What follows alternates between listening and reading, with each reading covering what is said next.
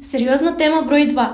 Повторна тайна. Ете, гледате колко са сериозни нашите писателки. Всушност, погледнете и самите. Денес зборуваме за нешто што сигурно сте го пробале. Денес зборуваме за еден од најомилените и најпопуларните десерти во светот. Погодивте? Зборуваме за чоколадата. Денес ќе разрешиме неколку митови поврзани со овој десерт. Дали чоколадата предизвикува проблеми со варењето на храната? Не. Чоколадата не е тешка храна и во стомахот се задржува околу 1 час. Сепак, ако јадете неконтролирано, без разлика што, ќе имате проблеми со варењето. Дали црната чоколада содржи помалку калории? Млечното и црната чоколада содржат горе-долу ист број на калории.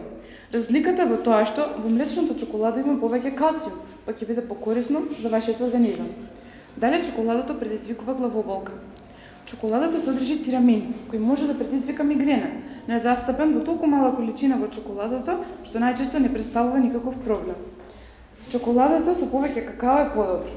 Тоа сепак зависи од индивидуалните вкусови на секој човек.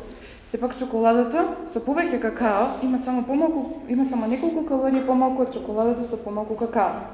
Дали чоколадата дебелее? Факт е дека чоколадата е висококалорична храна, но истражувањата покажуваат дека луѓето кои имаат проблеми со тежината не се зависници од чоколада. Па затоа не заборавајте, бидете умерени во себе.